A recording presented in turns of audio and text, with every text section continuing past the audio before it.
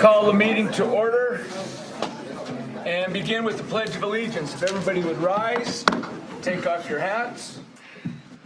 I pledge allegiance to the flag of the United States of America and to the republic for which it stands, one nation under God, indivisible, with liberty and justice for all.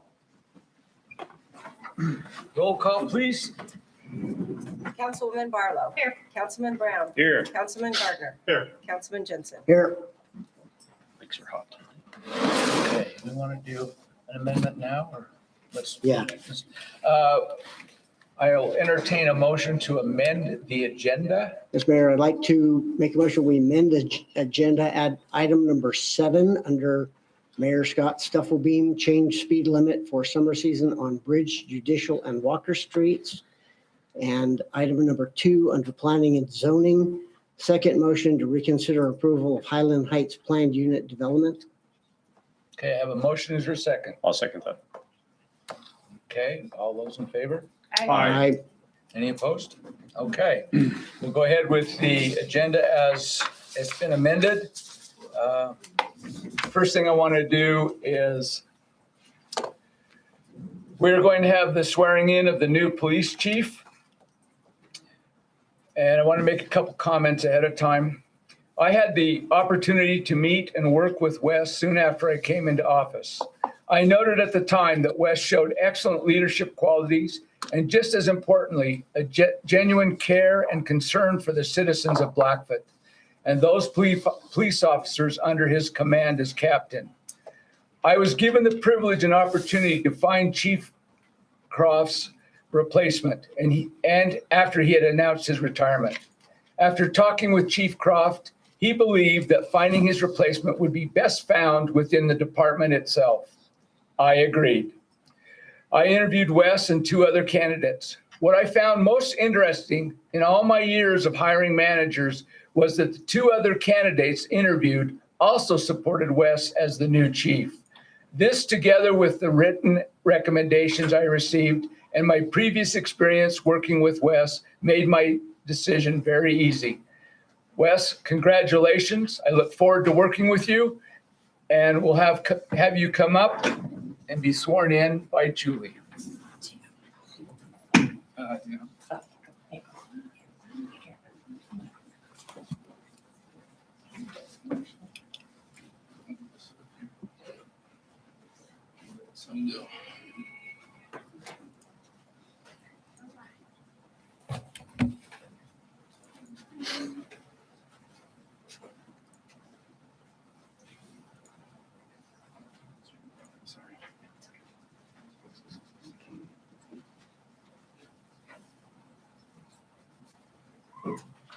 Thank you. Thank you. Okay. All right. Now raise your right hand and repeat after me. I, state your name, I, Wes Wheatley, do swear that I will support the Constitution of the United States, do swear that I will support the Constitution of the United States, the Constitution and laws of this state, the Constitution and laws of this state, and that I will faithfully discharge all the duties of the office of Chief of Police and that I will faithfully discharge all the duties of the office of Chief of Police according to the best of my ability, so help me God. according to the best of my ability, so help me God. Congratulations. Thank you,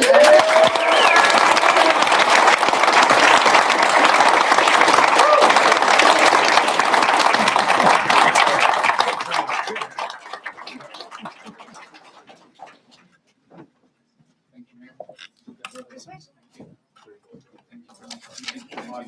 Chris, you guys appreciate it? Thank you so much. Thank you. Appreciate it. Thank you. Patty, if you could tip him his badge.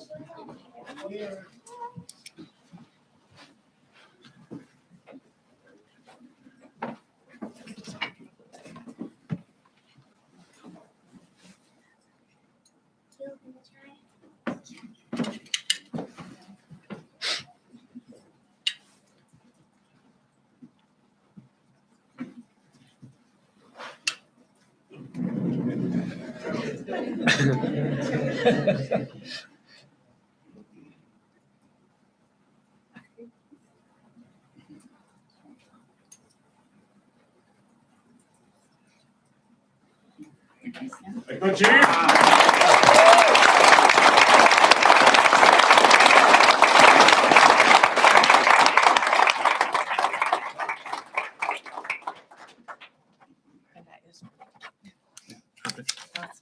Now, I asked the chief if he would speak for about an hour. He quickly declined, so we get what we get. Yeah. First, Mayor, Council, thank you for this opportunity. Thank you for your trust. I love this department, and I understand the responsibility of this position and to ensure that we have a well-balanced police department. I started working for the city when I was 20 years old, over 18 years ago. And I found purpose in the city. I love this city, and I love this department. I promise to always maintain integrity, accountability, and most importantly, be humble. I always will still be committed to communication to this community, even when it's tough. But before I move on a little bit more, I just want to pause and with you guys providing this opportunity to me by promoting internally and trusting our organization, you've allowed for others to promote and get great opportunity within our department, which has been rare over the last 7 years. So with that, I may be more happy about these promotions than my own.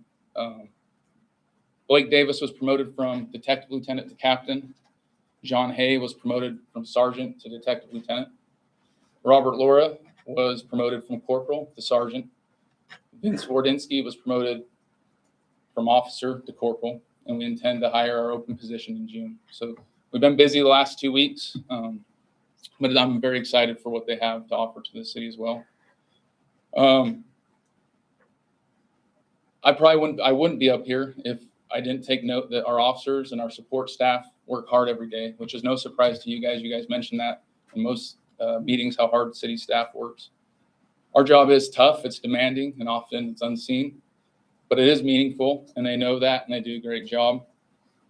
Their dedication is the backbone of our department, therefore it's an important role of the city. Over the last several weeks, there's been chiefs that hired me, promoted me, people that have trained me. My FTOs are here, and they've watched and supported me and grown over the time.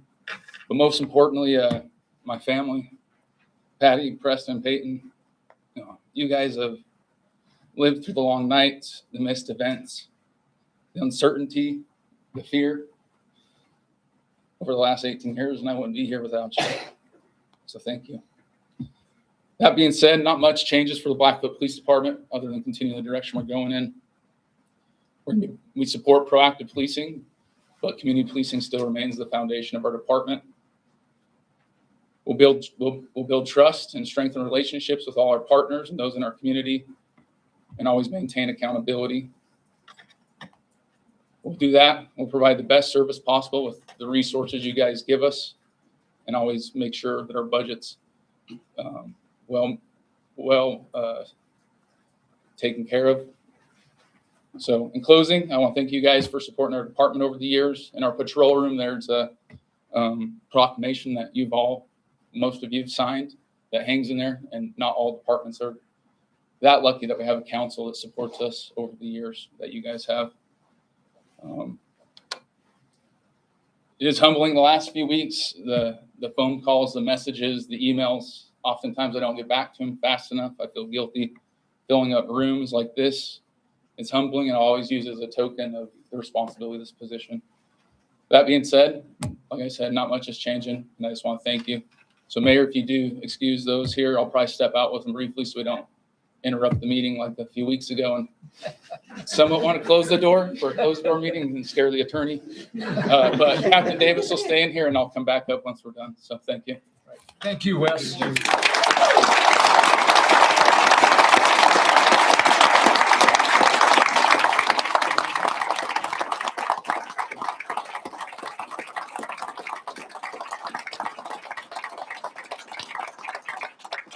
Officers, you're welcome to stay, but you're also excused to go. Thank you.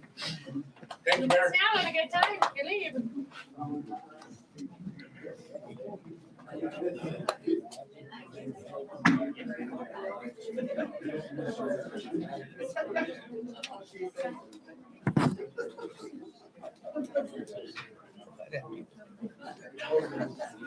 We believe that you want to see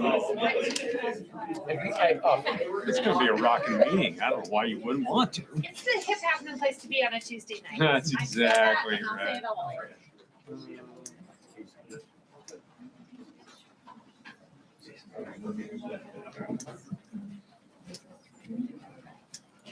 Thins out the crowd.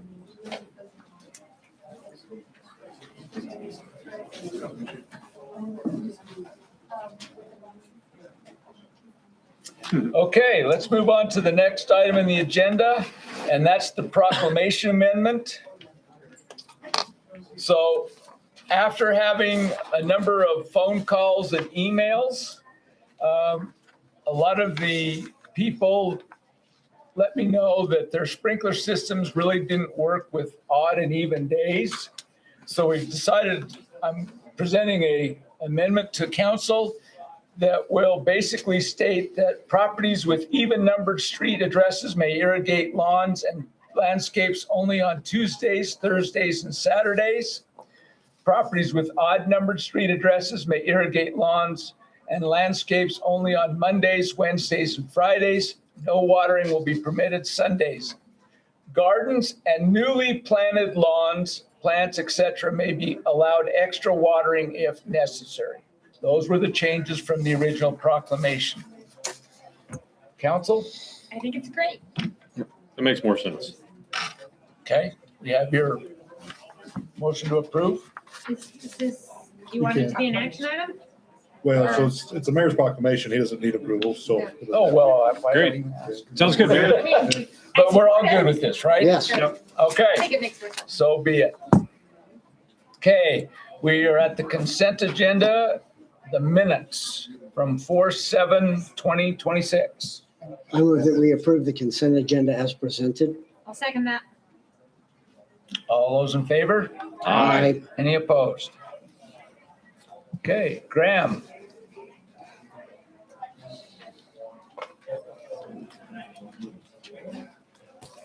You want me to close that?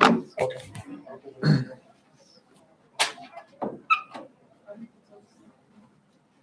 Keep it correct, just so Gary doesn't. Okay. All right, Mayor, Council, it's good to be with you tonight. We'll go through the first item under the agenda for me, which is the treasurer's report. So what we're looking at is the expense to budget report as of March. So as of March 31st, 2026, 50% of fiscal year 26 has elapsed. So as we look at that first table on the treasurer's report, we see our year-to-date expenditure percentages. And we'll just kind of run through those quick, fast. General fund as a whole, we're at 45.5% with admin at 47.9%. Police at 45.1%, fire at 41.1%. So we're trending and tracking where we'd hope to be in the general fund. Ambulance, we're at 52%, streets at 39.3%, airport 12%, cemeteries 41.1%, with library at 33.2%, and the Parks and Rec fund as a whole at 54%. Like I've done over the past several months, I've broken the Parks and Rec department separate so you can see, because we've got the Twin Bridges Landing project that we're doing that's receiving the funding from Bureau. So it says it's at 66%, but if we take that funding out, we're at 33.3% with the overall budget fund. So we're looking good there, with golf at 43.8%. Then moving down, we're at 21.8% on the water, wastewater treatment plant, we're at 32.2%, and sanitation at 49.4%. Just as a note on the water and wastewater, where they seem to be trending quite in a really good position, but that's because projects are coming. And as we start getting into the construction season, we'll see that catch up where it should be. So is there any questions I can answer for the council tonight on our year-to-date expenditures? Okay, we'll move on to where we're at with our bank and investment accounts. So at month end, we finished our Morton investment account at $3.7 million. the LGIP fund at 13.8 million, diversified bond fund at 3.1 million. The Zions sweep account closed at 10.9 million, and the Zions checking account closed at $33,094.21. Any questions on any of our investments or bank accounts for the council? Okay. Moving over to our 3-month calendar outlook, we'll just kind of touch on what we've got coming up. Month of May is round 2 and round 3 budget meetings if needed. We've got preliminary projections coming back from the state as they've closed their legislative session, and we're doing our forecasting on what we think revenues will be, so we can start prepping round 2 budget meetings. And I will get a schedule out once we've got everybody signed up, and I'll make sure that all of you are included on those and what times they are. Do you know about what weeks you're looking at? So we'll probably start a couple of them next week and then the week after. So in the next 2 weeks, we will probably move all the way through round 2.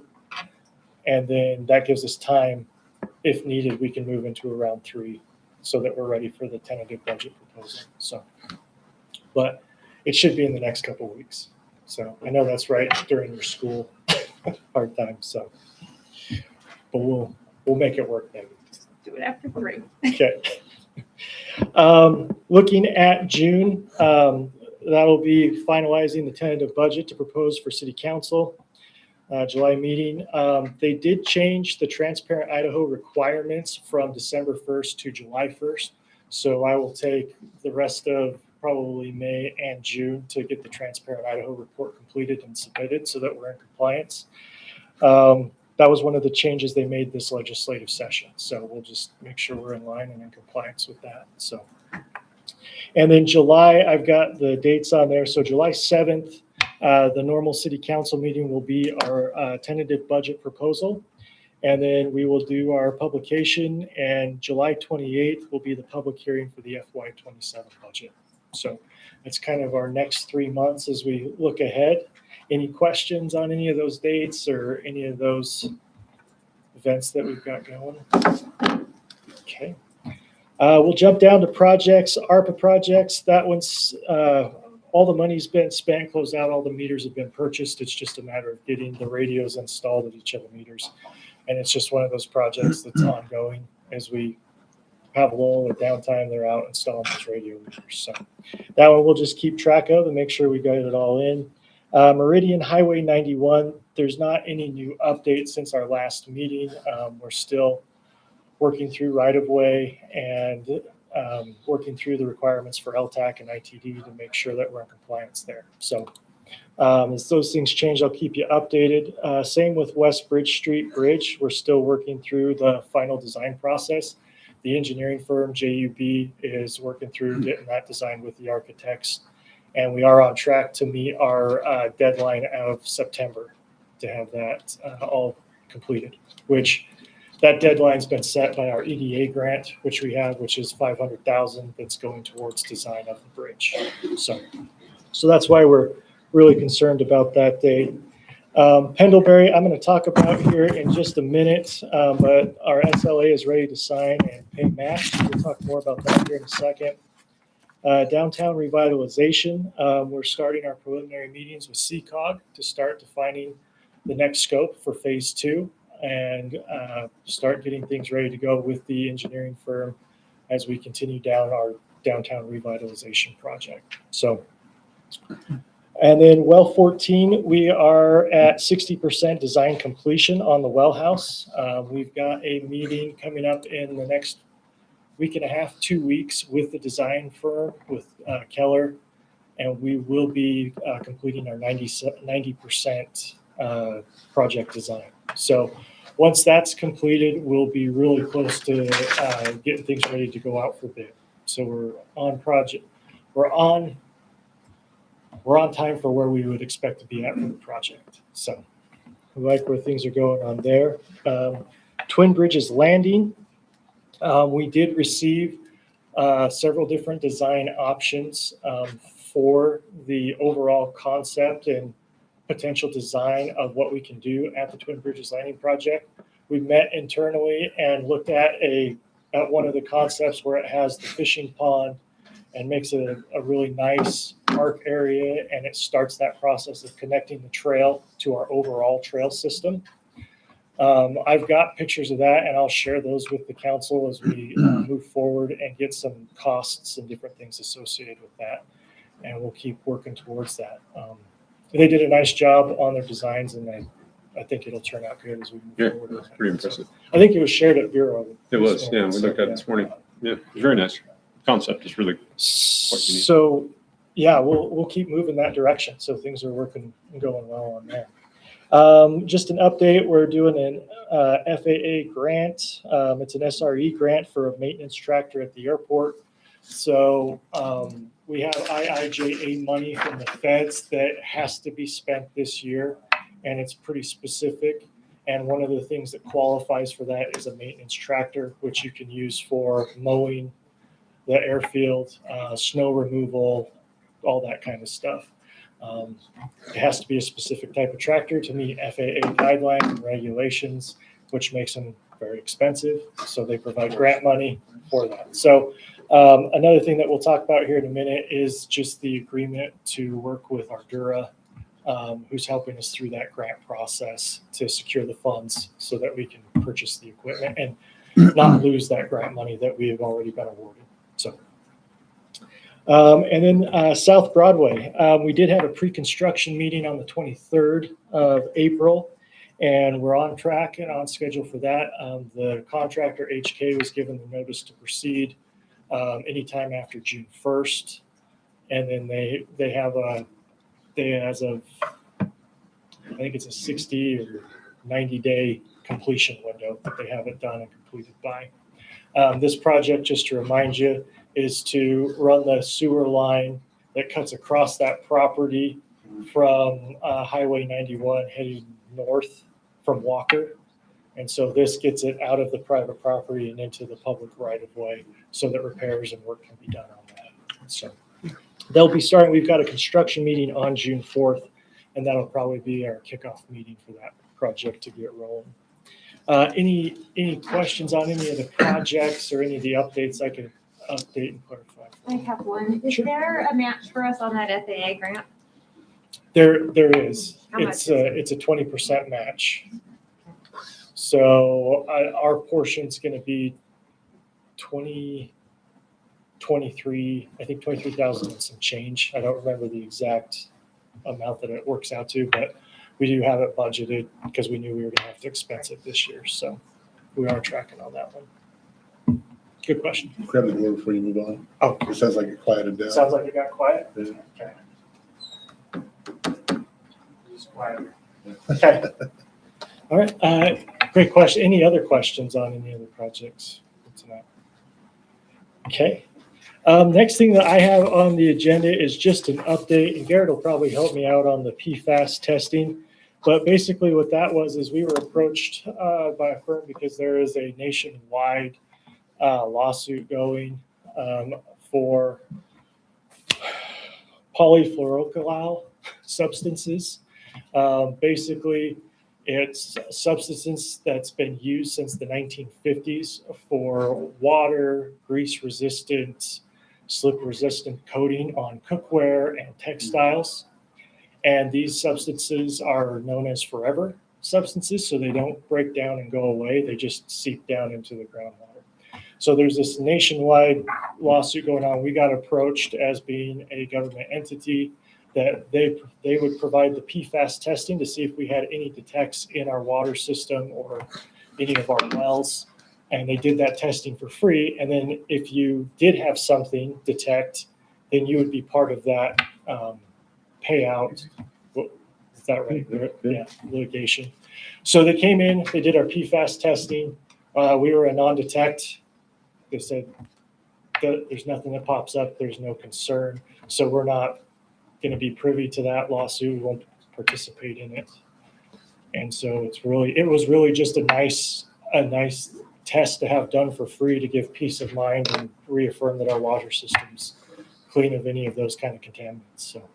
And is that Do we anticipate that it'll stay clean? They were like 20 years from now, it might be in there. Well, that's the thing is as the federal government changes requirements and as they change how much constituents are allowed in a sample and how often you have to test, we'll probably have to test again. But those are forthcoming from the federal government as they change their criteria. EPA is what controls that. And then EPA passes that down to the state through DEQ. And then we usually follow reporting management through UCMRs. And those UCMRs, they give us a list of things that we have to test for in that particular year. So even though we got a non-detect now, because it's a big deal across the nation, I'm sure we'll have to test for it again. But we don't anticipate that we would have anything contaminating the water supply. But future testing probably will happen. Garrett, did I miss anything on No, that? the regular testing continues, so I think everything's good, but it was nice, like Graham said, good pre-check to make sure we're good. Indeed. Okay, we'll jump to the next thing on the list. It's the agreement between ITD and the city for the construction maintenance costs of Pendelbury Lane project. So we were hoping we would have been at this point last month, but it just takes a while to get through the ITD and LTAC process. So what you guys received in your packet was the agreement, which is the LSA, which states that we will follow all the guidelines, regulations of the federal and state monies, and that we will do all the reporting, and we will watch the budget, and we will, any costs that overrun what's been awarded by the state and the federal money, we'll either adjust the budget to cut things out or we'll pay any overages. So it's kind of just the standard typical agreement like we've done for all the other ITD projects that we've done. Our match for this project is $212,559, which we knew it was coming this year, so we did budget for it for this fiscal year budget. So it is in our FY26 budget. On this, we just need to do an action item to give mayor authorization to sign the agreement so that we can move forward. Once this is signed and I send them the payment for the match, they will start going out for bid. So. Okay, I'll make the motion that we authorize the mayor to sign that one I'll when second it's it. available. All those in favor? Aye. Any opposed? Okay, next item. All right. The last one I have under me is the master service agreement for Ardura. So Ardura is our aeronautical engineering firm that we use. They were selected through a selection committee. We have to do that every 5 years to meet FAA standards and guidelines. And so we had a 5-person selection committee that went through and assessed and evaluated the criteria of the different firms. Ardura was reselected to move forward. And so this is a master services agreement as they move forward with providing the grant help and facilitation for the IIJA money for the snow removal and maintenance tractor.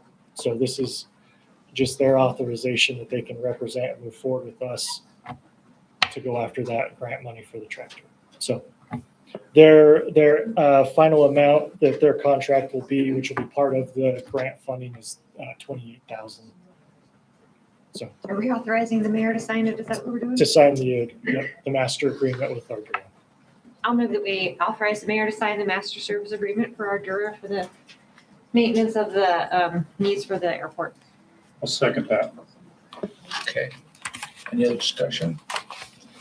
All those in favor, say aye. Aye. Any opposed? Okay, All right, thanks, Mayor and Council. thank you. Thanks, Graham. All right, next on the agenda, we will have Fire Chief Brian Howell come up and present us the fire department year-end report. Thank you, Mayor and Council, for the opportunity to do this. The report's a little bit late. I left with you on the desk the 25 year-end report and also the 24 year report. I'll just hit some of the highlights for the year. We went on 3,392 calls last year. 2,832 of those calls were EMS. 415 of those were ambulance transfers from BMH. 560 of those were fire calls, which averages out to be 9.2 calls per day for us. We had 513 times we had 2 ambulances out at the same time. 84 times we had 3 ambulances out at the same time. And we had 283 engine assists, which is when the ambulance goes and helps or the fire truck goes and helps the ambulance on major calls or cardiac arrests. And then we paged in for help 131 times to cover the station when we had multiple calls out. In there also is a 10-year average that'll give you just an idea of where we've been trending. There was a drop back in 21. Just for your information, that's back when I took page ins out of the call number statistics, and also that's when COVID started dropping calls because we had a spike for the COVID years. With that, I will answer any questions that you have. If you get a chance to look through that and want to get a hold of me, let me know and we can sit down and go through it in detail. So, any questions? Okay, thank you. Thank you. Thank you. Thank you. All right. The next is the public hearing to consider Bureau. We need a motion to open for public hearing. I move that we go into public hearing. I'll second that. Okay, all those in favor? Aye.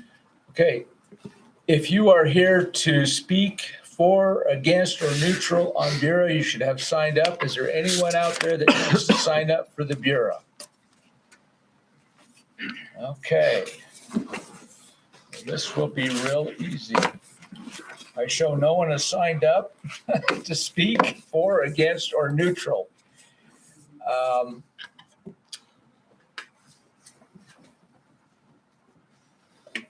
Based on that, I move we go back in to regular session. Second.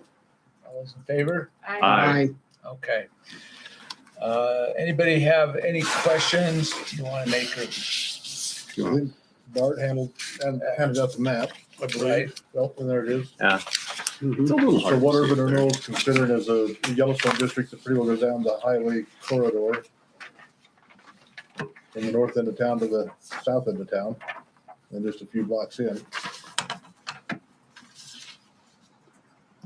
All of you have been on council long enough to understand the tax increment financing that's involved with that. It doesn't raise anybody's taxes, it doesn't change it, it's where it heads. And so the increase would go to the urban renewal agency instead of the city and the county.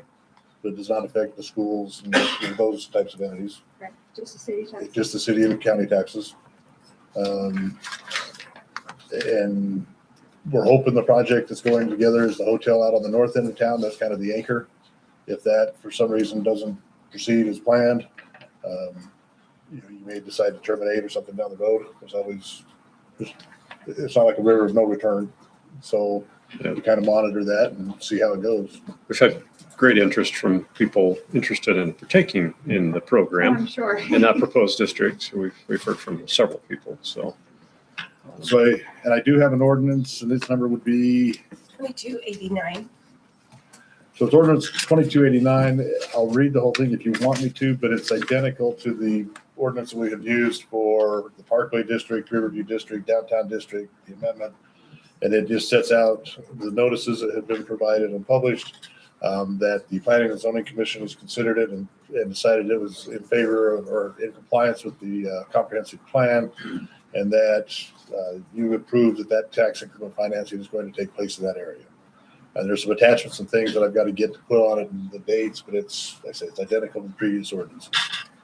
So if you want me to read it, I will. If not, it would be a motion to approve ordinance 2289. We need to have a motion to waive the reading. That's part of the motion. Yeah. Okay.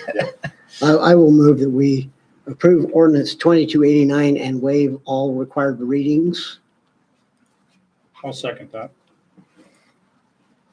Any discussion?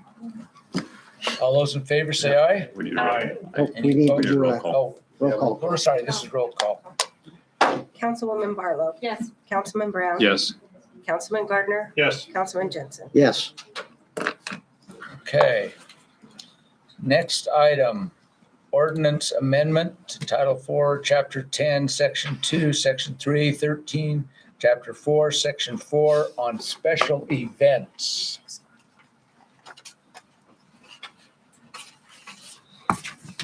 Okay, you have got that in your packet. So Julie's indicating chapter 4, section 4 is actually not on the list, but.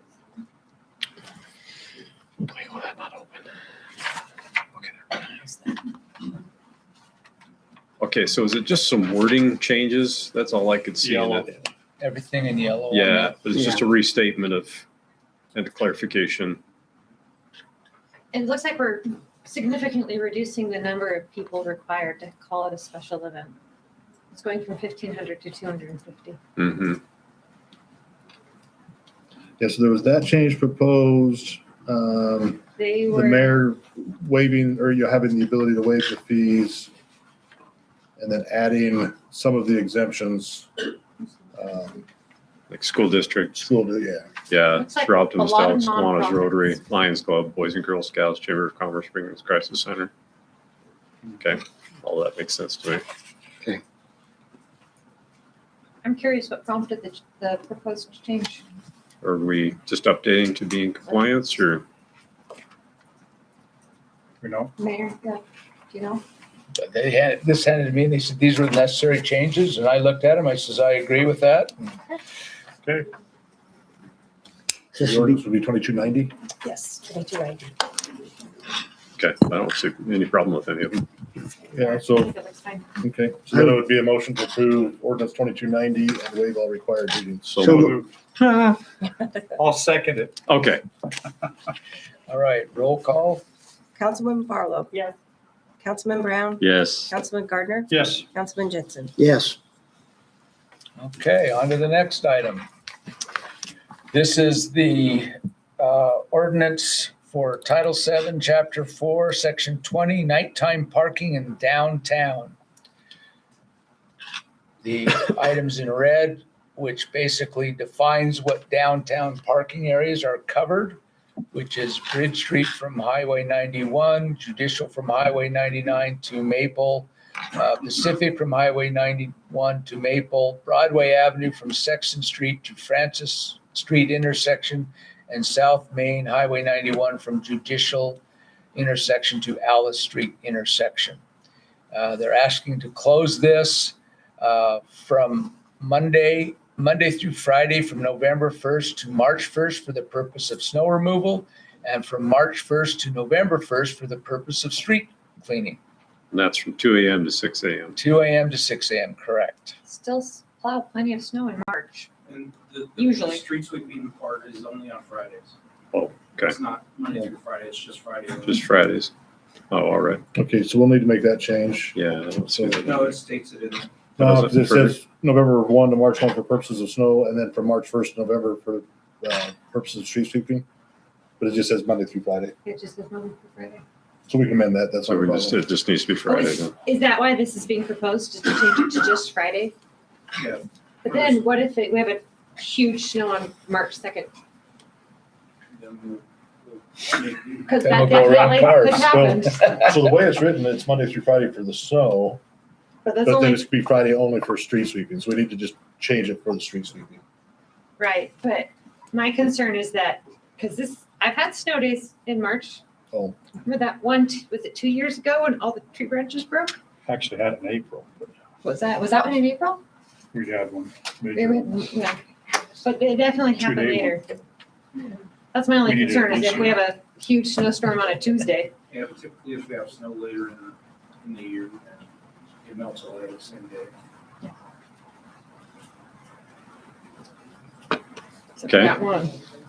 Any other discussion? it'd be ordinance 2291. Yep. I move that we approve ordinance 2291 as presented and waive all required readings. Do you want to make that you clarification for Oh, streets? with Do the we need to specify clarification as that the Sweeping. March 1st to November 1st is for Friday for sweeping. I'll second that. Okay. Any other discussion? Then we're ready for roll call vote. Councilwoman Barlow. Yes. Councilman Brown, Yes. Councilman Gardner, Yes. Councilman Jensen. Yes. Okay. Next item, board appointment. We are looking to fill one position on the library board. And I was given a list from Holly Jackson, the library director. I contacted the two people she recommended, and one person responded. I talked with her. I feel like she'd be a good person for the library board, and her name is Julie Anderson. She was very excited about it, so. Good. The library board is also excited. So I move, I don't know her, but do you want to make a motion? I'll make a motion that we approve Julie Anderson as our new appointment to the library board. Second. All those in favor? Aye. Okay.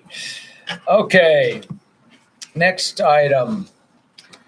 We have the North Broadway street closure for downtown market event. This was proposed, this is a new volunteer nonprofit in Blackfoot. They are called the Next Step Forward Foundation. And they wanted to get permission to close the Broadway street down from Bridge to Pacific once a month. And they will have different vendors, but they felt like they couldn't, until we had approval to do it, they can't give us a list because nobody was willing to do that. sure, that makes sense. And I'm just going to say the dates they have are 6/19, 7/17, and 8/21. So 3. Okay. Just three dates this summer. So aren't we already having the downtown closed down for the Chamber of Commerce events though? Are these gonna be in addition or in replacement? As far as I know, these are in addition to. So then we're gonna have twice a month that these streets are closed down Right, for a little. for that one block, For yeah. that one block. And what was the Chambers? Do you remember? I had that same thought, but I couldn't remember what it was. I don't remember the dates either. Yeah. It wasn't like a farmer's market kind of a thing, was it? No, it was like a downtown, like highlighting the businesses downtown, but then they've got little vendors in the middle. Oh, yeah, You know, yeah, you've got your, So this is more like a lack of a better term, a farmer's market kind of a thing, or I They, have no it's idea. that was kind of what I anticipated by looking at it. it basically says street market supporting small home-based businesses. Okay. So that sounds like a farmer's market. Yeah. I do think we need to decide amongst ourselves how many of these we're gonna want to have per month, right? Like, if we have one here and one there and one there, all of a sudden, we're having one every weekend. But this is only 3 times on this one. Yeah, Remember what the but Chambers Chambers was? does also 3 times, so that's Was twice it 3 a month. times? Chamber? Which I don't know that that's a bad thing. I don't think necessarily. it's I bad. don't think it's a Yeah. bad thing, I just It don't. draws wanna- people downtown and it helps promote local businesses. They'll So I have to think coordinate that's a so they good don't idea. overlap each other. Yeah, we do need. Or to maybe make they sure. want to overlap each other. I have no idea. The Chambers the week before. Chambers the week before. Okay. Thank you. Thank you. Well, So maybe people just know, hey, on a Saturday afternoon, I go downtown and got something I can go shop at or go look at things. Yeah. Yeah, The other one is I on don't- Friday nights. Friday. Okay. okay, so this one's Friday nights and the chamber one This is is a Saturday Saturday. afternoon. Okay. Okay. I don't see any problem. with it. I don't think anything that draws No. people I'm so downtown. I think it's great. Okay, we have a motion. Let's see. I'll make the motion. We approve the North Broadway street closure for the downtown market event for the Next Step Forward Foundation. I'll second that. Okay, all those in favor say aye. Aye. Any opposed? All right, last item on my agenda is the speed limit during the summer when school is out. I have had a number of residents approach me on the east side of town regarding the school speed zones. They want a variable speed zone in school zones like cities to the north and south of us. And we are in the process of asking various entities if they can donate the appropriate equipment to make that possible. But today, we are only going to talk about getting your consent to make the arterial street, judicial, and bridge on the east side of town, on the east side of the tracks, a 30-mile-an-hour speed zone from East Main to Pendelbury Lane. And we are asking, and this is only for when school is out for the summer vacation. Now, I would note that the playgrounds are completely fenced off at this school. And typically there's not any kids there. I go up and down it every day. I very seldom see anybody out on that playground. Do they do the summer lunch program at that school? They do. They do. So you are gonna have kids walking to the summer lunch program? Actually, I see cars stopping and picking up the lunch. Are we That's- not including Walker Street? Well, that's a separate one. Separate. Okay, I wanted to talk one at I a know time. at Stalker Elementary, the kids walk to get their lunch. So I They didn't- make them work. I didn't They're include at the the, names. they generally do it at the sixth grade center. And most of the time it's been pickup. They come and they Right. pick up sack lunches, or at least that's what they've done the last few years. Part of that was because of COVID, so I don't know if that's still what they do. I don't think they do pick up anymore. Okay. I know, I'm just looking at my local elementary, the kids are walking. Okay. So what is this gonna look like? Are we full on changing the sign? Are we gonna have flashing lights? Well, we're gonna change the sign. I think the easiest way is to just change the signs, because we don't have the variable sign lights possible that I'd like to I have. want those so much. Because a lot of people are saying these are arterial streets, getting, bridge and judicial, and that's why they want to have it done. In fact, they would like to do it, during the school days too, but have the lights flashing. And I just said, well, we can't do that until we have the street Right, you do need signs. the flashing light. But I felt like that since there's going to be no school, and yes, we may have some kids, but I don't think we have enough to be concerned with. So how are you gonna, because random Joe citizen isn't gonna know the school year schedule. So how are they gonna know when they're out for the summer? Or is it just gonna be, say, like, The sign June is and set to July? change. So we'll have to Change put to a 25%. sign up The for 20, 30 they would have miles. to swap it to the- oh, they're just gonna full on swap? Mhm. Yeah. Okay, And then when it school gets there, then we'll put the 20 up and put this, we do have flashing trailer that we can say to Right. remind them that Right. it's now 20. that's good. I'll probably put that out for a couple of weeks. But And so that's what I want to do. We do this during the fair, That's true. We do. but We we drop the reduce. speed limit, Yeah. change it for, Yeah. so. What are It's we not like talking? we haven't. 2 people months? adjust. Well, I have faith that our people are smart enough to read signs, so. I do too. I'll talk about Walker Street, since we've kind of talked about that one. And that is the consent to make Walker Street from York Drive to Fisher a 30-mile-an-hour speed limit after school is out. Again, we have fences all along the way, and we don't have any school events going on Walker Street. So we're really not increasing it very long. It's been 30 forever when I was a kid. And it's still 30 for part of the road, but not that part. So I just thought they've asked for the same thing. Any discussion on Walker Yeah. Street? I know I've heard comments from several people about Judicial Street and Bridge Street Oh, I hear comments. This is the constantly favorite about Barlow family fight. Someone in my family does not feel he needs to slow down. Well, to give you a little bit of history of why we've never changed those, it was the former police chiefs, multiple, from Dave and so forth, that they have a hard enough time getting individuals to slow down during the school year to the 20 miles an hour on those, is why the police always requested that we not change it. Just, they didn't write as many tickets. Generally in the summertime, they gave a lot more warnings. But the minute school started, tickets. And So it that gets was, invisible and people forget about it when it's, 2 in the right. morning. They get And because I pushed for it years ago to change that to 30 during summer hours. And then I had a couple of discussions with two different chiefs on that very subject. I do know that I smile very large when I am in other cities in the middle of the day and I'm in a school zone that's not flashing and I'm able to still go 30. I appreciate that. Well, I have had discussion with our police chief, so if you want to pipe in, you sure can, but Yeah, we had a pretty decent discussion during the traffic meeting. Obviously, our goal is always safety, and that comes at a cost of convenience. So I think these two roads make sense compared to other school zones. I'll always be favorable with the safety, but if the people in the community feel that this is something that they want changed, realistically, our goal in those are always education, whether it's the start of the school year, whether the speed limit's always been 20 or not.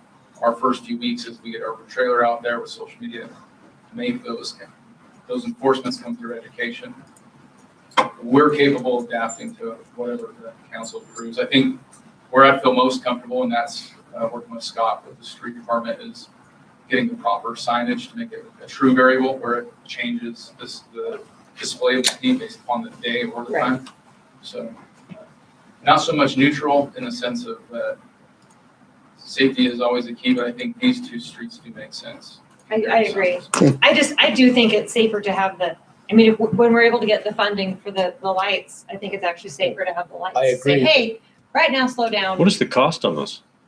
I don't know. I've got Scott, $7,000 a piece how much? $7,000 a pop? That's craziness. for the variable speed one. How much? About 7,000. Wow. For the ones that display the speed based upon the time. So not Oh, yeah. like the ones we currently have over at the high school. The ones we'd have to get would be different because depending on the time of day, so we display that speed differently. But you'd only have to have two of them. Wowzer. Yeah, that's Yeah. true. Only thing I'm kind of thinking about here is Walker Street and York. And so if you change Walker to 30, Mm-hmm. people are going to turn right down York, head down by the tennis courts and right at 30. So that's kind of an issue. Have to kind of keep in mind. You have to slow down to turn though. Well, can't take that yes. turn Well, at 30. okay. You can High put it- school kids don't, but the police officer laughing because they've seen it. I've seen it because I live over there. They don't slow down No, they don't. whatever sign No, says. no. I guess I follow your line of thinking that I'm Yes. less likely to do anything on Walker. Let's just keep it the same. It's already, and the other two, But see, you are 30 fine. on Walker, right after York. It is 30. Right. Signs right there. And so Yeah. really all It's a your, ways up there though. It is past that elementary school. well, that's because that's where they could put the Right. sign. Where they put the sign. Well, but I'm just saying that that's why I said, just going around Walker with all the fence and all that, I don't see an issue with it. Only because we're still making it 25 from Fisher on where we have all the crossroads. Now, would that one be Hmm. only seasonal? Yes, that's only That one's good when the school's out, so I don't have high school kids.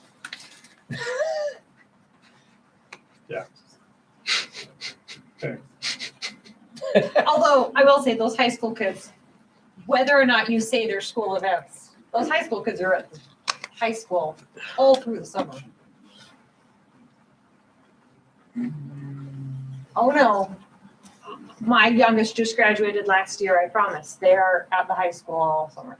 You've got band camp and this camp and that camp. Yeah, And that Sports is my practices. concern too, is you've got football that starts off in the summertime, you've got, people are there, you've got baseball, you've got, band has beginning and end. band beginning and end, so Like I there's say- a lot of activities during the summertime at the high schools. Now, yes, that area is all fenced, but a big portion of the parking lot is, you've got the parking lot right there by the field, but then you've got by the school, by the grade school. Right. So how much walking goes between those two lots, I don't know, because I'm not over there that much in the Quite a summer. bit when school's in session, but when it's not, most of the parking's over in the actual high school parking lot Okay. itself. Or on But- Fisher.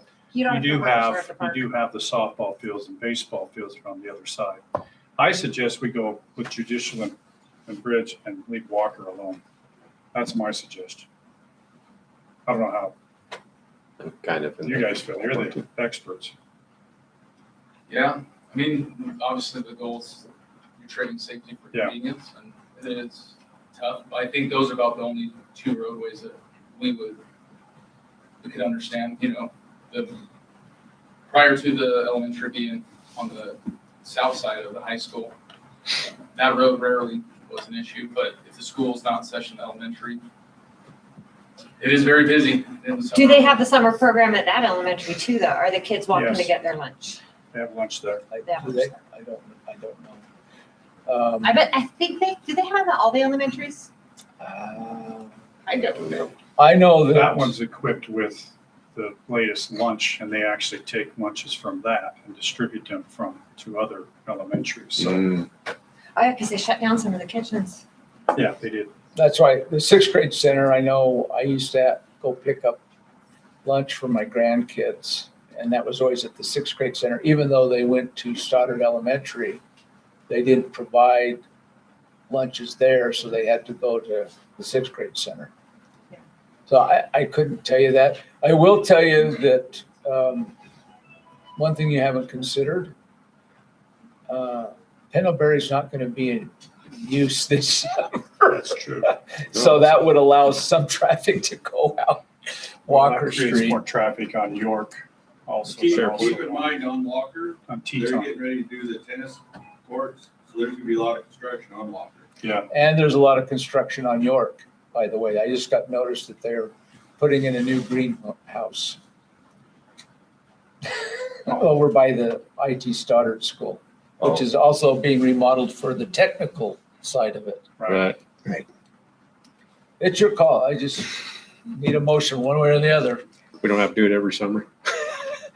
Well, if we get, I guess if Pendelbury's out. Right, of the I picture. definitely agree, only these, unless we have the flashy lights for the variable speed, because people won't notice the sign. well, it's only for the summer, so until school Right. starts. Like I said, could try it on Judicial and Bridge, see how it works out. If it doesn't, then we can always go back. Is there- How many of the built, the trailers that say, hey, you're going too fast, how many do we have? We only have one, so that would either be on Bridge or Judicial, not both. Great. Which is another problem, to remind them in the fall, hey, the speed limit just went down. You guys move it around though, don't you? Yeah, it rotates through each school Yeah.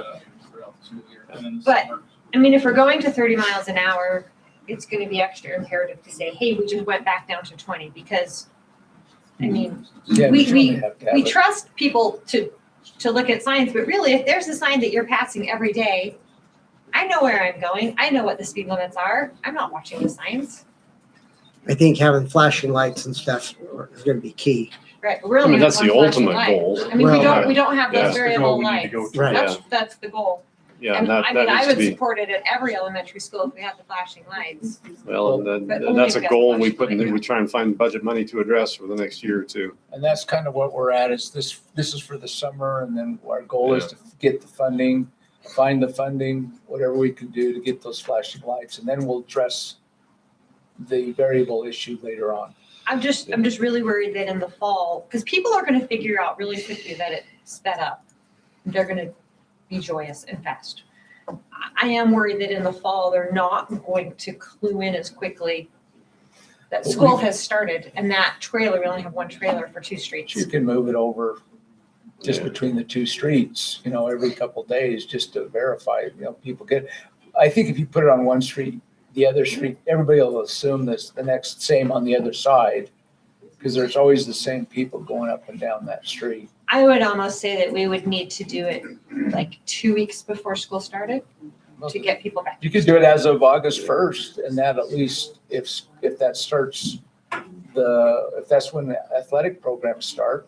Well, athletic programs, I think, start like, No, they can only start so many days ahead of time. As being an ex-coach, that's I can true. tell you that you can't. And that's why you have problems. I can't coach during the school year, more than 2 kids in the same sport. So. Right. Yeah, there's a lot of rules. there are a lot of rules, but I would want it to only, I like that, starting it on August 1st so that they get, When does school start? I don't know. I just say- August, like the Well, last, like. I would You say last end, but week. it's like, I would say to make it Brian 2 Crest weeks. doesn't like there. school to start any time before August 20th. He gets I really would uptight just about that. say, But make if you it say- so that it goes until 2 weeks before the start of school. Yeah. That will take care of your athletics and everything else. Okay, I'm gonna make the motion that we increase the speed limit for the summer season on Bridge and Judicial and go back to the school time speed limit. Is that 20 or 25? 20. 20, 2 weeks prior to the start of school. I'll second that. Yeah, I think that's good. All those in favor? Aye. Any opposed? So before you move on, so this needs to be a resolution. What's the Okay. resolution number? 435. 435? I've got to modify this and pull Walker Street out as I go, so if I misspeak for a second, you bear with me, but resolution number 435, resolution of the mayor and city council of the city of Blackfoot, Idaho, designating the speed limit for East Bridge Street and East Judicial Street. This resolution is made on the date hereafter set forth by the city council of the city of Blackfoot. Whereas the speed limit for a portion of East Bridge Street and East Judicial Street in the city of Blackfoot near the Blackfoot sixth grade school is currently 20 miles per hour, whereas the 20 mile per hour speed limit is for the benefit of the safety of the children attending that school. It is unnecessary during the summer months when school is not in session. Whereas the city council has determined upon investigation that a higher speed limit near the Blackfoot sixth grade school during those times school is not in session to be in the best interest of the public safety and convenience. And now therefore be it resolved that pursuant to Blackfoot City Code, the city council hereby determines and declares that a reasonable and safe prima facie speed limit for the length of East Bridge Street and East Judicial Street on the eastern side of the railroad tracks to Pendelbury Lane, and then shall be 30 miles per hour during the summer months, which is June, July, and August, up to 2 weeks prior to school, when school is not in session. 2 appropriate signage shall be erected, giving notice of the speed limit. Passed by the council, approved by the mayor this 5th day of May, 2026. We just need a motion to approve resolution 435. So moved. Second. All those in favor? Aye. Okay, passes.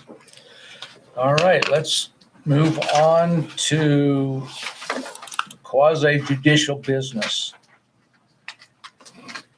We will start with the first motion to reconsider approval of Highland Heights planned unit development. Can I raise the motion? No, you may order? not. Okay.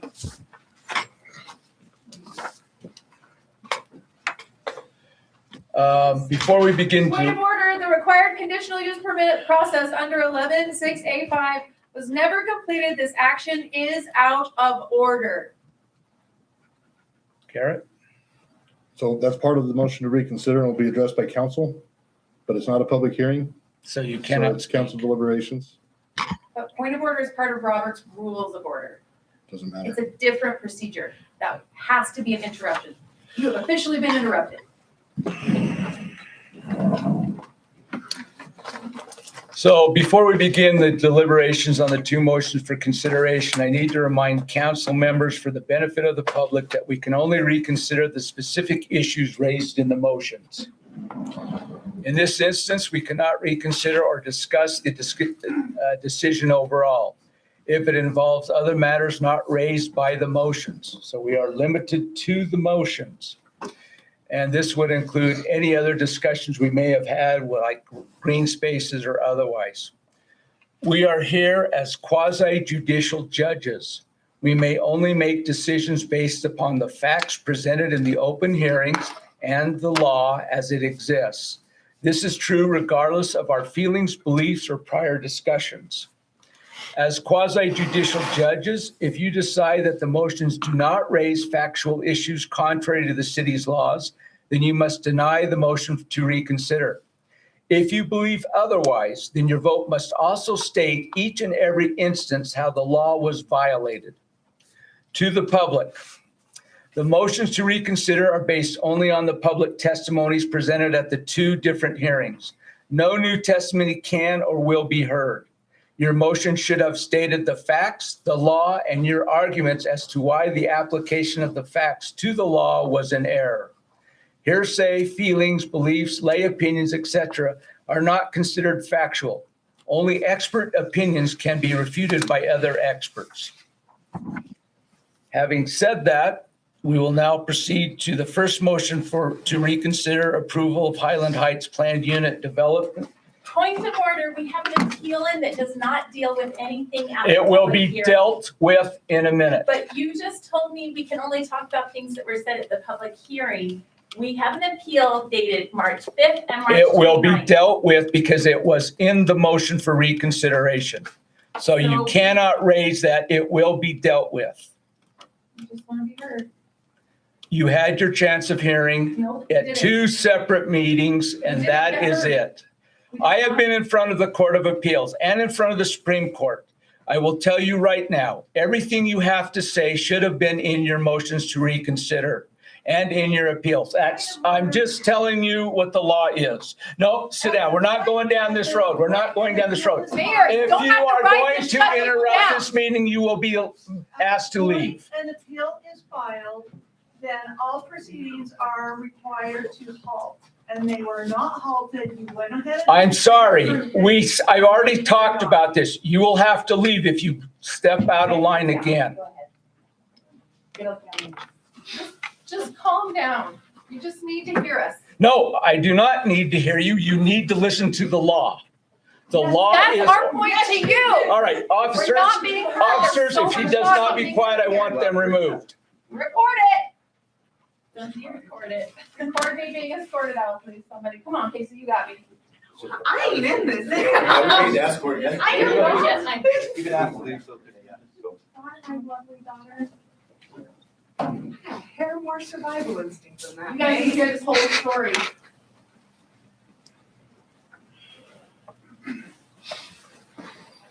Okay, we are at the first motion to reconsider the approval of Highland Heights Planned Unit Development Agreement.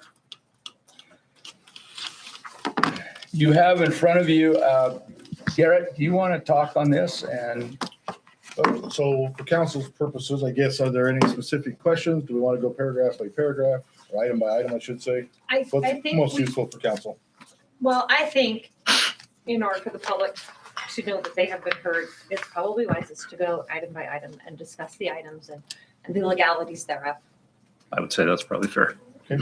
So if we look at the first motion to reconsider, one of the major contentions right at the beginning is any actions taken pending an appeal. But with all due respect to Heather, the problem they face in this one is a recommendation is not considered a decision. What their argument is they've taken the definition of a decision from the Open Meeting Act and tried to apply that to LUPA, which is the planning and zoning statutes, and they're two different animals. Under LUPA, the statutes make a clear distinction between decision and recommendations. And the Supreme Court supports the idea of a recommendation as well versus a decision. The whole idea being you don't appeal a recommendation. The recommendation is advisory only. And so when P&Z makes a recommendation, that's not an appealable decision because the developer has not gained any rights to do anything with that parcel of ground. It still has to come to city council.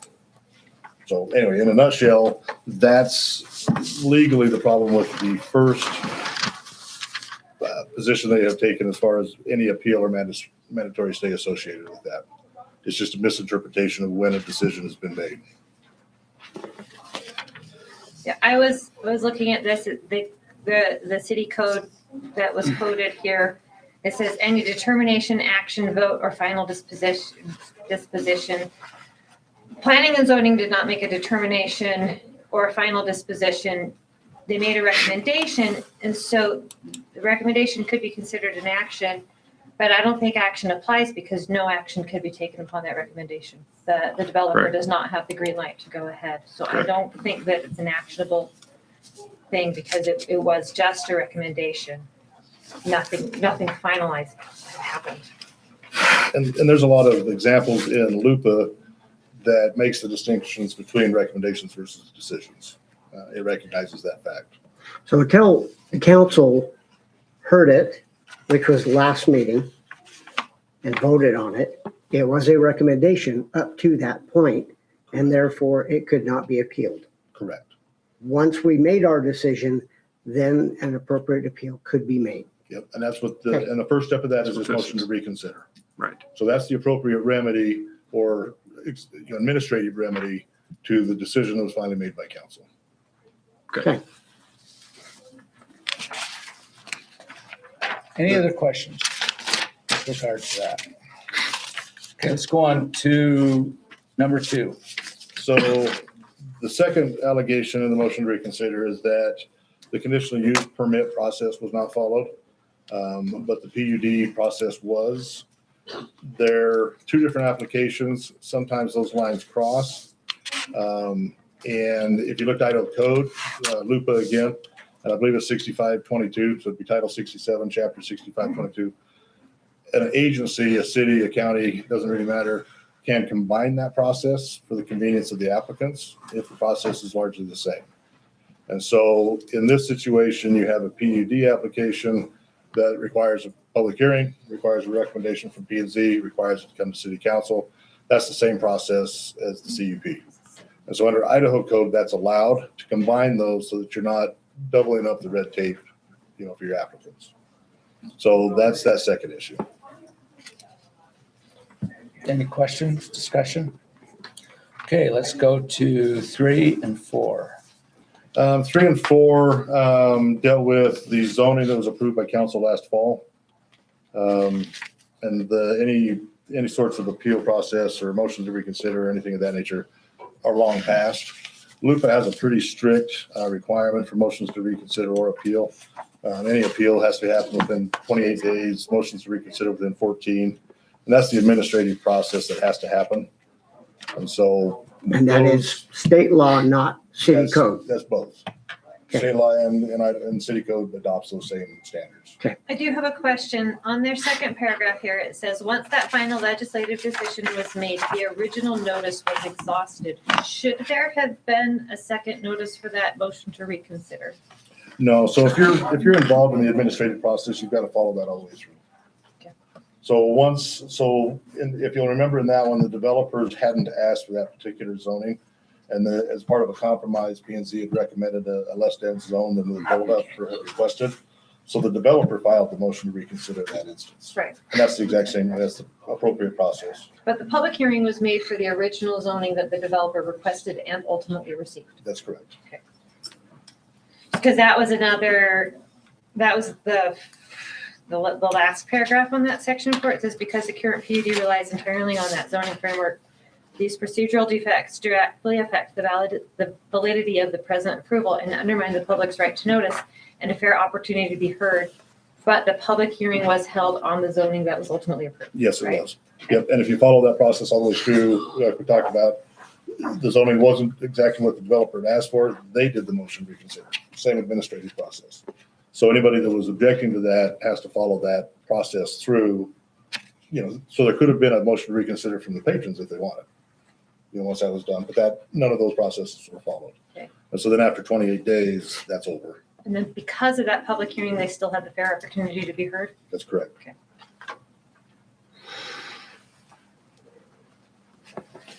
If you move on to 5, large scale development, I think there was some misunderstanding here, and Travis may want to speak to this, but I know there was a question raised as far as the large scale development, but that's entirely a different chapter. I mean, it's a different animal when you start talking about city code. Large scale developments are something that the city participates in with bringing in the infrastructure and roadways and things for something that's fairly massive.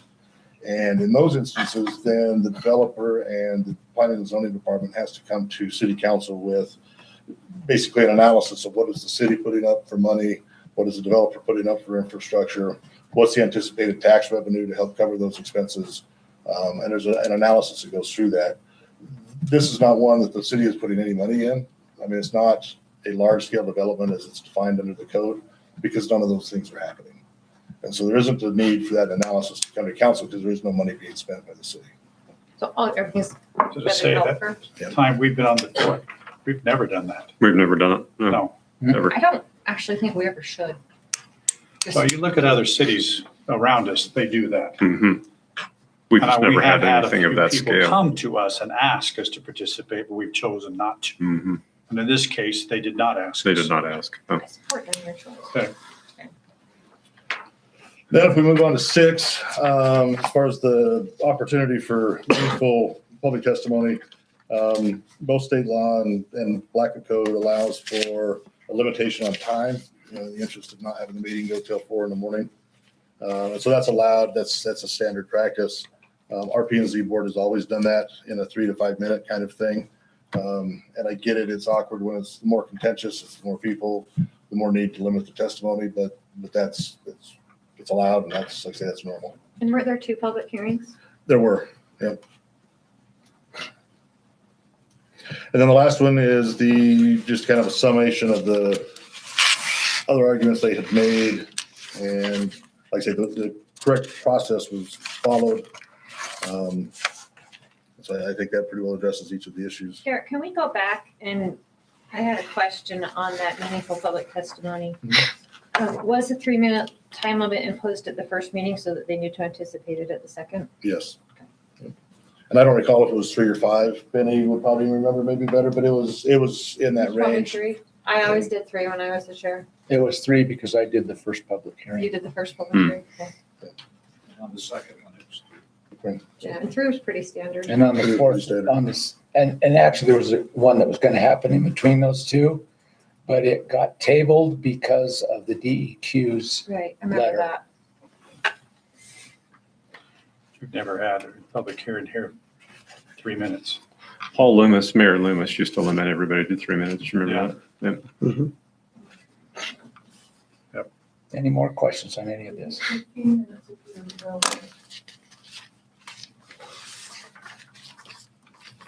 Any other discussion, anything? Well, and I think on number 7, and sorry to interrupt you, Garrett, the material deficiencies, I think that's everything that we discussed. And that's just whether or not we agree with our original decision. And there are those of us who do and don't. Well, I think it's more, have we seen here that there were problems in the process that were not followed? Not as Right. the mayor said, it's not about our decision. It's, have we seen something here judicially that was wrong or done wrong? Right. So we would have to go back and reconsider. Right, and and I'm one who originally, we both voted against the PUD, but I've been through this and through this, I've written all over it, and I can't see a place, given the state statutes that Garrett cited, where proper procedure wasn't followed. I do think we need to tighten up our code in places some, so that there aren't any questions in the future. But especially, with the reasons that we were split on our vote, but that's another discussion for another day. Right. Yeah. But focusing on the issue at hand. Yeah, focusing on the issue at hand, I think that I couldn't find anything that was illegal in the process. I would agree with that. Too. Do we have a motion? So what does our motion need to say? Well, so if you want to reconsider the decision, your motion would be to approve the I motion. was told I would get to speak. No, you were No, you not don't get to told you'd speak. get to Ken speak. Severs got to speak and Van Orden got to speak. It Sit said down, motions please. To reconsider, but I did Sit not get down, to. please. Thanks. So if you're inclined to want the decision to be reconsidered, obviously you'd be approving the motion and have a reason for it. If you're comfortable with the decision that was previously made, your motion would be to deny the motion to reconsider. Okay. And then if you thought there were some factual things that needed to be re-looked at, then you would remand it to P&Z for those purposes. Why not let her get a chance to? Okay, so then I would make the motion that we deny the motion to reconsider. Is that correct? Am I saying that Yes, right? that is Okay. correct. I'll second. All those in favor to deny the motion to reconsider, say aye. Aye. Any opposed? Okay. Let's move on to the second motion to reconsider the approval of Highland Heights planned unit development.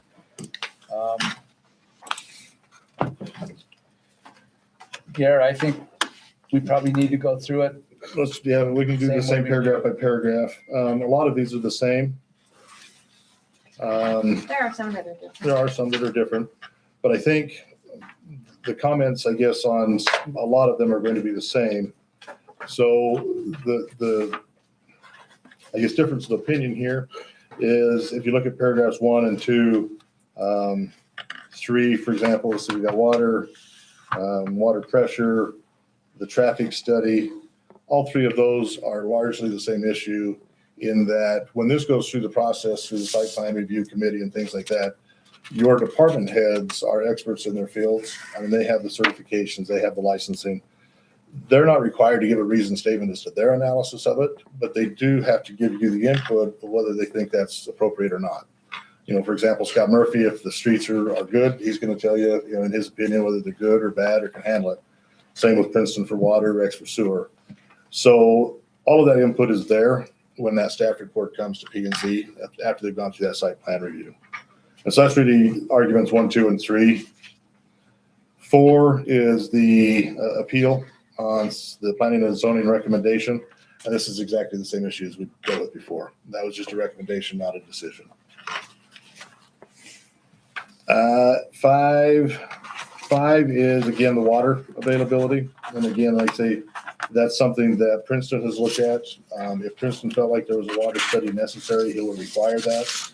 And, you know, remember, obviously, there's a development agreement that's coming together on what they have to do to comply with the department head recommendations. So all that comes later, and that development agreement has to be approved by council. 6 is the 10-year build-out plan. That's back to the large-scale developments. If the city was putting in the infrastructure or spending a significant amount of money, that's what that analysis comes in. We've already pretty well talked about that one. 7, again, was the DEQ mandated. DEQ's backed out. So you have those facts in front of you. That's all in the record. Same thing with 8. That was on the drain field. And remember, DEQ came back and said, that's not a problem. And anything to deal with that has already been dealt with in the deeds. That's outside of anything city council would have control of anyway. Again, the wastewater treatment plant's the same kind of thing. Deficiencies in any standards to validate a need for affordable housing. That's not required. That's not something that the staff report has to cover. Ridge Street landfill, back to that's DEQ again. And they've, you know, that field was flooded for so many years, so the DEQ backed out and didn't require anything there. 12 is the same thing on the zoning that happened last fall. And then as far as the deficiencies in the comprehensive plan, you know, that would be a decision for council, whether that complied or not. That's a factual decision. And 14 is back to the combining the permits, which specifically is allowed by state law, just to reduce the red tape for the applicant. And I think that's pretty well it. 14 looks like a summation. So that's where, you know, council's already approved or, you know, deliberated on those factual things that were in the record. It's kind of a repeat of what we've already talked about.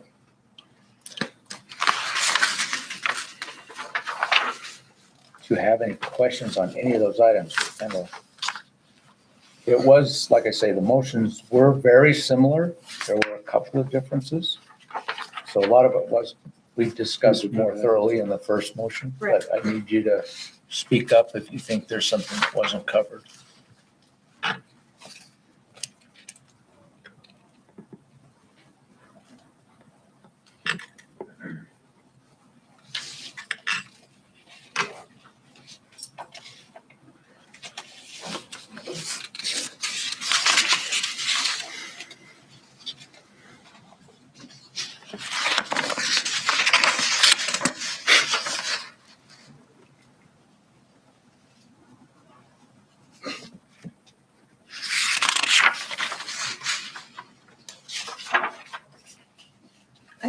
I will say that one thing that is said here, it says, while the official reasoning is that this development will bring in needed economic development and tax revenue, that is not why we approve subdivisions. We approve subdivisions because the property owners have the right under our law to develop their property as our law allows. Correct. So I do want to address that. We're not here. I mean, and I didn't vote to approve this subdivision, but that's not why we do what we do. We approve subdivisions because we want to give those people the right to develop their property. That's correct.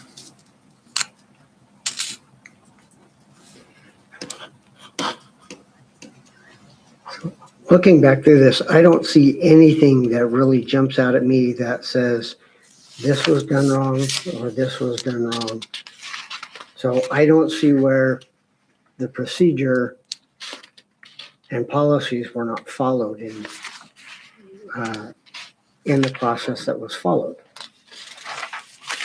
I see some places where maybe communication could have been better. Yes. Like, I know that there was one regarding a water study, and I spoke with the city staff, and they said that, like, planning and zoning can't demand that.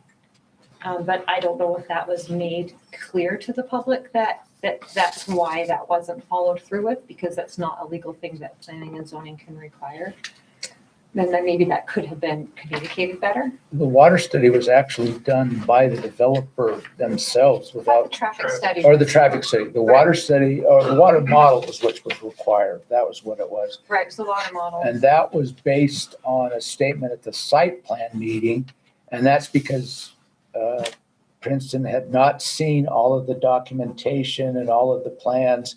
And that's why when we sent it out and asked for reports from the various department heads, he didn't require that anymore because that was taken care of. But this individual cited that was going to be required and then it wasn't. I think good communication, that. Oh, I this agree is why with we you. need- There's always a communication issue. And, I think at this point, we can say, there needs to be better communication, making sure they understand it. I don't have any qualms with that. The question before us as a quasi-judicial body is, are there any facts and law that were not followed? What facts do we have that says that we didn't follow the law? And again, as we talked about right to begin with, we have all of the experts. And I know there's a lot of opinion out there that they don't like it, but we have no experts contrary to what was presented. Are these meetings not for making those decisions? Isn't the original forum where this decision was made, where these discussions are supposed to be taking place? And not prior to these meetings where the decision is completely made before anybody is allowed to speak up for or against the development? Because I have knowledge that there is communication and decisions made prior to it ever being in the meeting. So you're talking about two different meetings. So there's always the site plan review committee, that all the different department heads are in. And they make recommendations as well. But those aren't decisions on approving or not approving, a particular subdivision or. No meetings on those.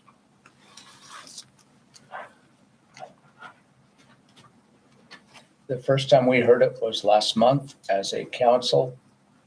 That was the first time we have heard that. And that was all based upon the public testimonies that were given in the two public hearings. And every word of those public testimonies was read. I think it took me probably about an hour to read it all. But we did. So we have had the hearing. We have seen the documentation presented for the motion to reconsider. I don't find any facts contrary to the law, but that's up to you for a motion and consideration.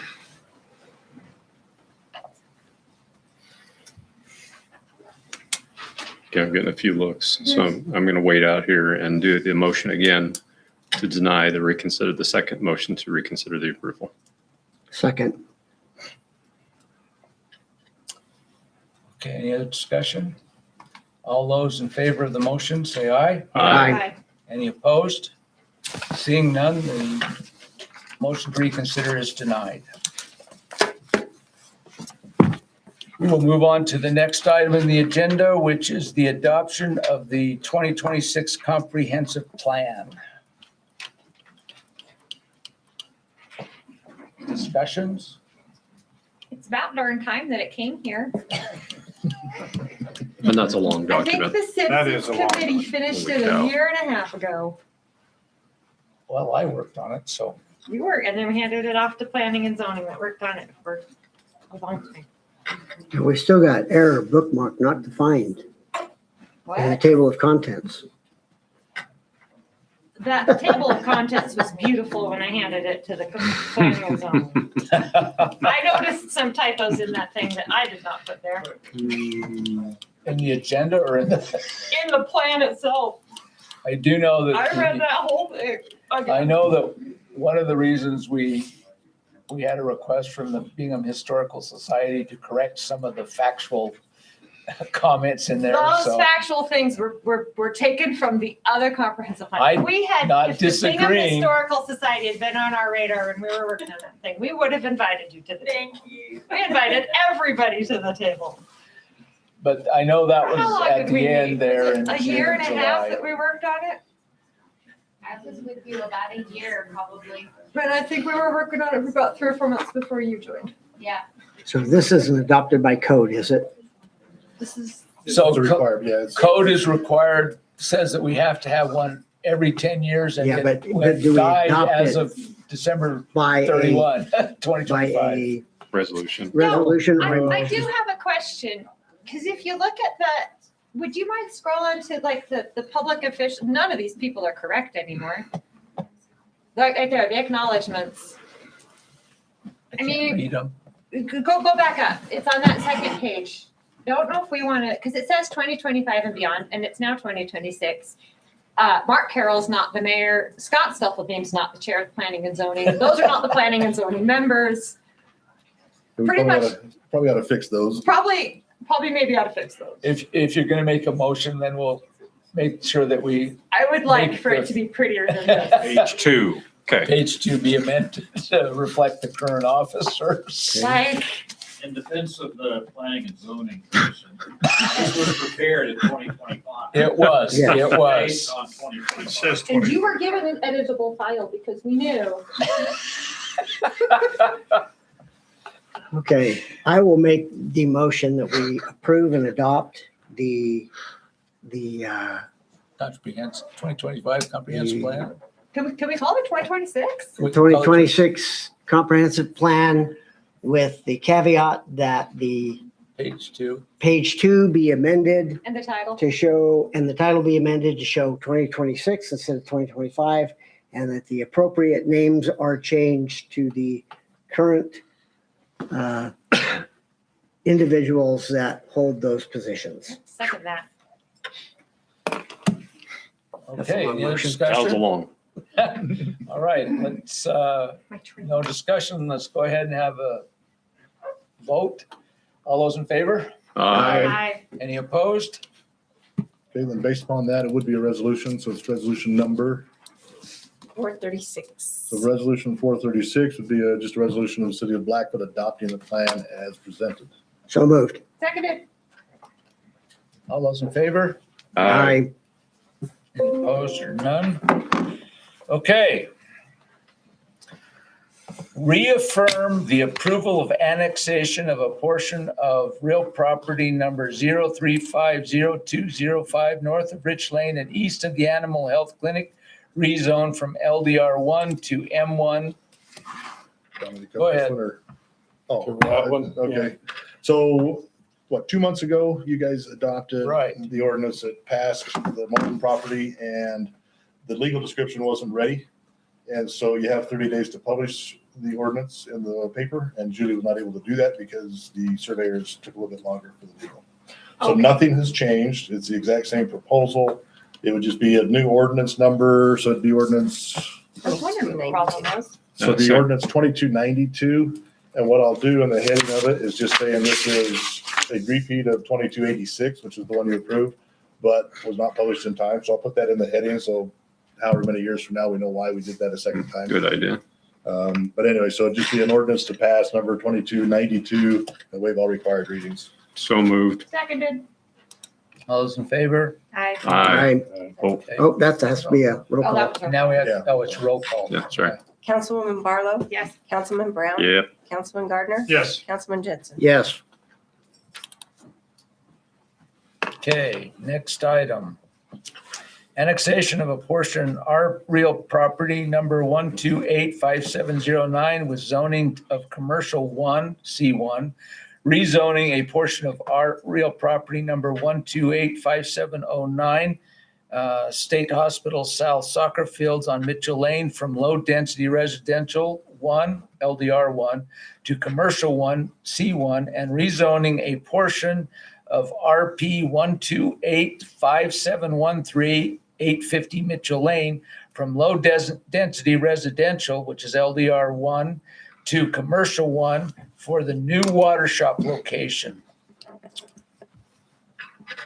There need to be a correction on that map, that the blue zone should connect over to the other commercial ones on the island, and that it doesn't create an island.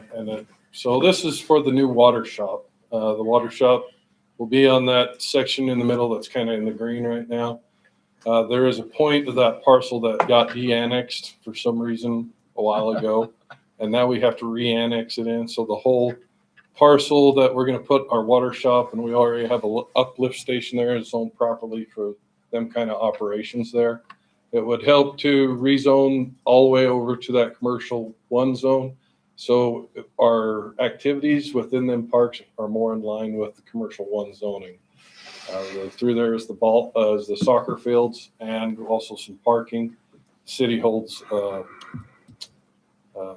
bonfire there every winter, and that would be more in line with commercial activities than residential activities. Been held once.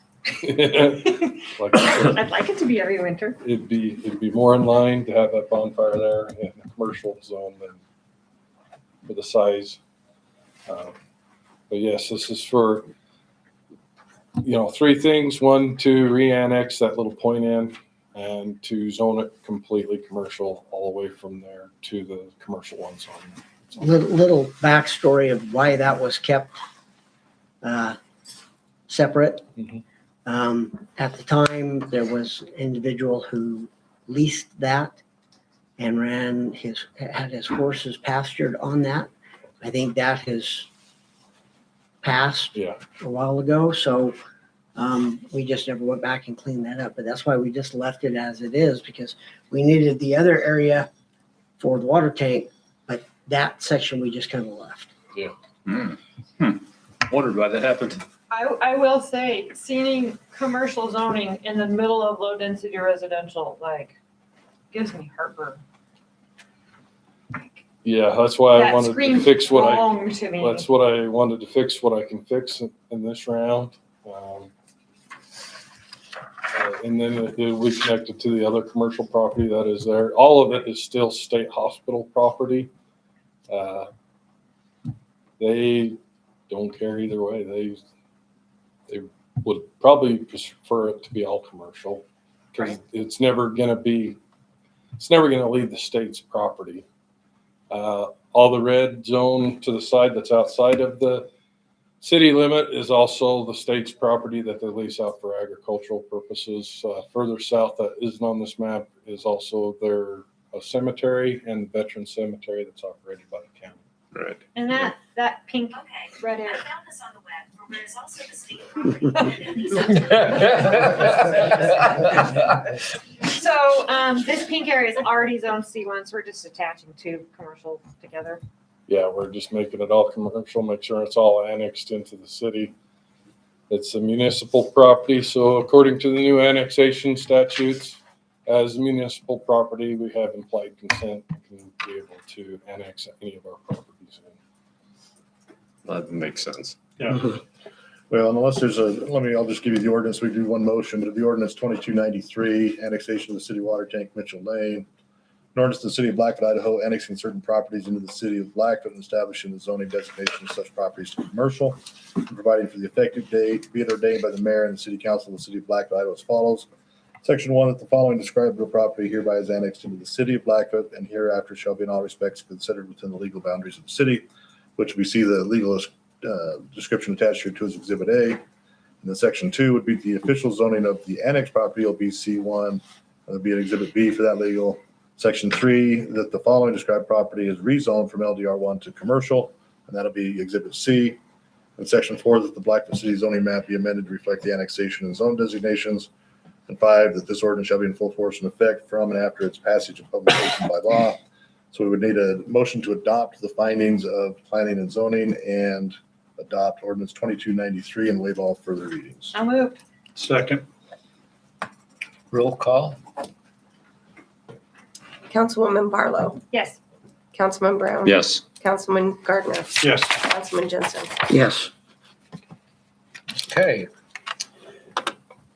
Last ordinance amendment, Title 9, Chapter 4A, Section 14, Title 11, Section 1, Chapter 3, and Section 4B, Chapter 5, Title 11, Chapter 5, and Title 12, Chapter 7, Section 8, regarding recreational vehicles in manufactured homes.